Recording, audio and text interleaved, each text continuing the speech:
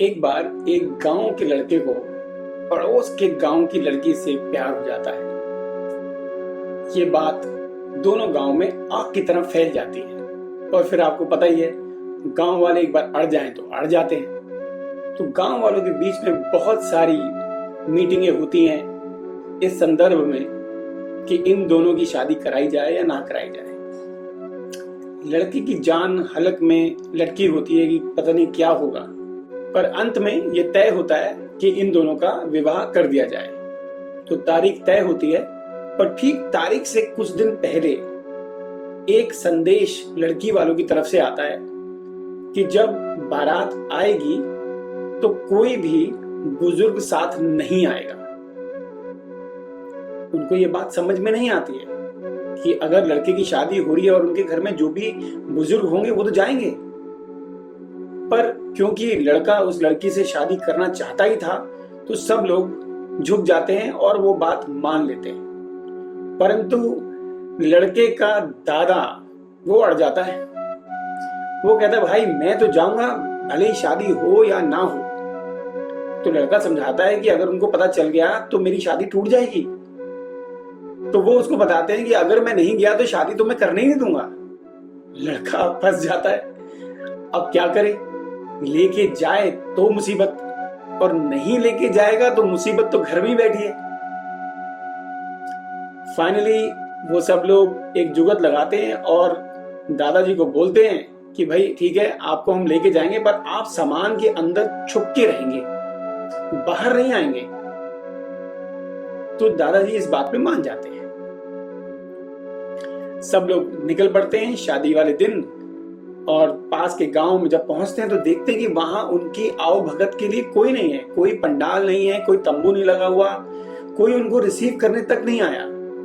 तो गांव के कुछ लोग उनके पास पहुंचते हैं और वो कहते हैं कि लड़की वालों ने एक शर्त और रखी है, अगर आपने ये शर्त पूरी कर दी तो शादी में कोई रुकावट नहीं आएगी।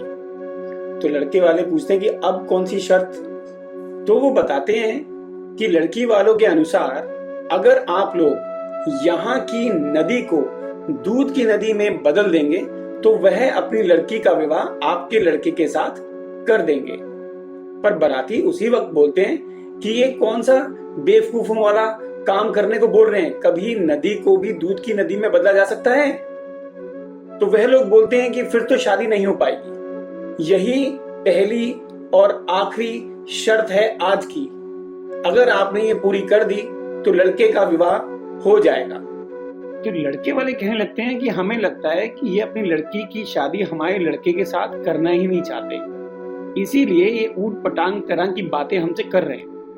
तभी दादाजी पोटली से चिल्लाते हैं कि भाई मुझे बाहर निकालो, कहाँ वापस लिए जा रहे हो? तो लड़का बोलता है और बाराती भी बोलते हैं, अरे दादाजी को भी बाहर निकालो, इनको भी सारी चीजें बताओ कि हमारे साथ क्या हुआ है। तो दादाजी बोलते हैं मैंने सब कुछ सुन लिया है, पर ये तो बहुत आसान है, हम लोग तो 2 मिनट में ये काम कर सकते हैं।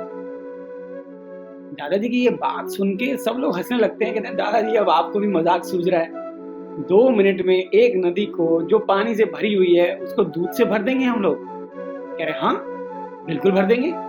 एक काम करो, लड़के के घर में एक संदेश भेजो, उनको बोलो हमने दूध का इंतजाम कर लिया है, जल्दी से नदी से सारा पानी बाहर निकालें। सब लोग ये बात सुनकर हैरान हो जाते हैं कि ये तो हमारे समझ में आया ही नहीं।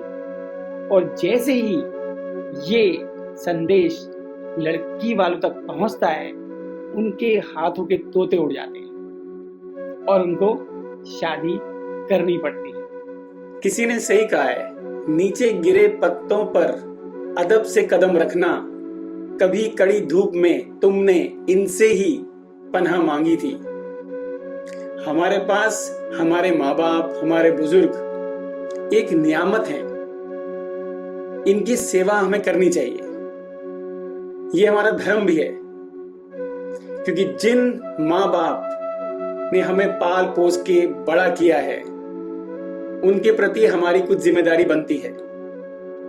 हमारे काम, हमारी मसरूफियत अपनी जगह पर ठीक है, पर कुछ वक्त हमें इनके लिए निकालना ही होगा, तभी हम लोगों की जिंदगी भी सुधरेगी। अगर आपको ये कहानी पसंद आई हो तो लाइक कीजिए, शेयर कीजिए, सब्सक्राइब कीजिए। धन्यवाद। आपका दिन शुभ रहे।